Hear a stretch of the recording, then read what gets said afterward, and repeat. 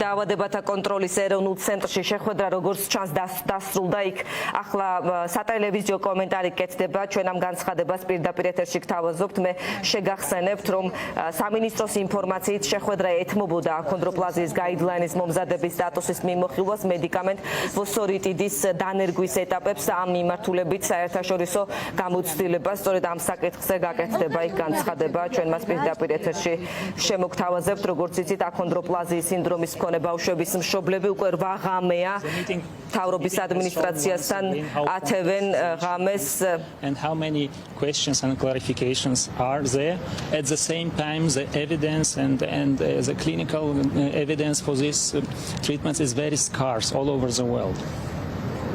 I will continue. კიდევ ერთხელ აჩვენა როგორი რთული საკითხია, როგორი კომპლექსურია, რამდენი რამე უნდა იყოს გათვალისწინებული და სამწუხაროდ ჯერჯერობით მსოფლიოშიც კი მტკიცებულებებზე დაფუძნებული ინფორმაცია სამწუხაროდ ჯერჯერობით არის საკმარისად შეზღუდული, მცირე. There are several processes in place. The first one is the approval of this medicine for use in Georgia.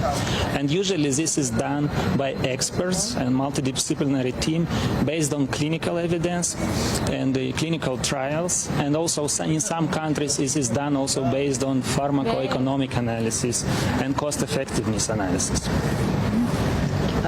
რამოდენიმე გადაწყვეტილება მისაღები რთული პროცესია რომ ეს წამალი იყოს რეგულირებული და დამტკიცებული საქართველოში და ამისათვის არის რამოდენიმე ნაბიჯი გასავლელი ყოველ შემთხვევაში უნდა შეფასდეს კლინიკური ეფექტურობა ამ პრეპარატის და ასევე უნდა იყოს გათვალისწინებული ეფექტურობა და ხარჯთეფექტურობა აგრეთვე და სხვა ბევრი მონაცემი იქნება ამისათვის საჭირო.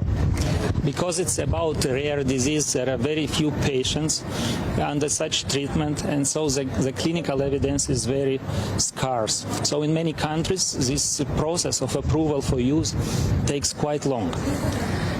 ვინაიდან სირთულე არის იმაში, რომ ეს არის იშვიათი დაავადება და ამიტომ მონაცემები და ინფორმაცია თუნდაც იმ ქვეყნებშიც კი, სადაც ეს უკვე დაწყებულია, იქაც კი ძალიან მწირია ჯერჯერობით მოხმარებისთვის. But approval for use is just the first stage, so it doesn't mean that after approval automatically these medicines will be available for treatment. The next stage is to approve it for reimbursement by the state and different reimbursement schemes, so to decide how to reimburse this medication from state budget, from alternative resources or from mixed sources and so on. This also takes some time. It depends on the country's health systems, on the budgetary implications and many other factors. პირველი ნაბიჯი არის ამ პრეპარატის აღიარება ქვეყანაში, მაგრამ ამის მერე ეს არ არის უკვე დასრულებული პროცესი. ამის შემდეგ კიდევ უკვე დანარჩენი ნაბიჯებია გადასადგმელი იმისათვის, რომ ხელმისაწვდომი გახდეს ეს პრეპარატი უკვე აღიარების შემდეგ, როგორ უნდა იყოს ანაზღაურებული, რა მექანიზმებია ბიუჯეტიდან, რაღაცა ფონდი უნდა იყოს, დაზღვევით უნდა იყოს ანაზღაურებული.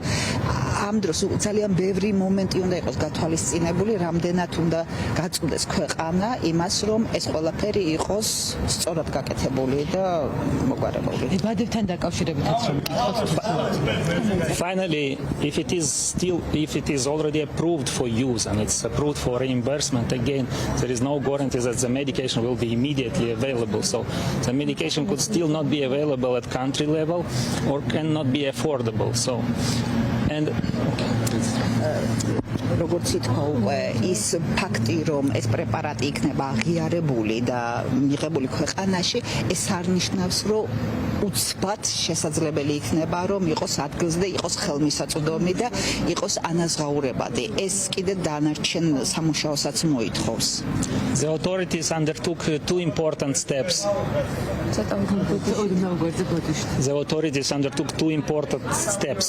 First of all, they created this Council for Rare Disease, and this council is supposed to analyze all the available evidence and take the decision on the clinical use, on the approval of use, and also on reimbursement. სახელმწიფომ გადადგა უკვე მნიშვნელოვანი ნაბიჯებით გადაწყვეტილება პირველ რიგში ის არის რომ ეს საბჭო შეიქმნა რომელიც განიხილავს ამ მექანიზმებს და როგორ უნდა იყოს ეს ხელმისაწვდომი და როგორ უნდა იყოს ანაზღაურებული ეს პრეპარატი როგორ უნდა გახდეს ხელმისაწვდომი და აღიარებული And the second important step is that the government has initiated negotiations with the manufacturer. But these are confidential negotiations, so nobody knows. We can't say how long will it take, what will be the outcomes of that negotiations, but it's important that such negotiations have been initiated. Thank you. I have one question.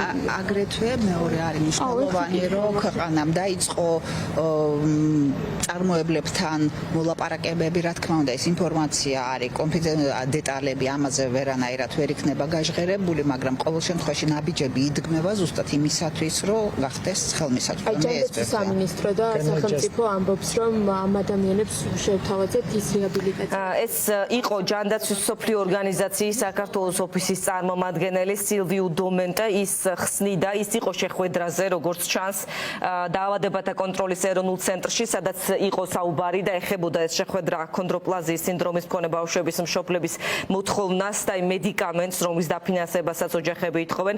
წარმომადგენელი, ჯანმოს წარმომადგენელი ხსნიდა, რა ეტაპები უნდა გაიაროს პრეპარატმა იმისთვის, რომ მოხდეს ავტორიზაცია. მე შეგახსენებთ, ჯანდაცვის მსოფლიო ორგანიზაციას არ აქვს ავტორიზებული ეს კონკრეტული მედიკამენტი, თუმცა მედიკამენტი აღიარებულია, მაგალითად ამერიკის და ევროპის წამლის სააგენტოების მიერ.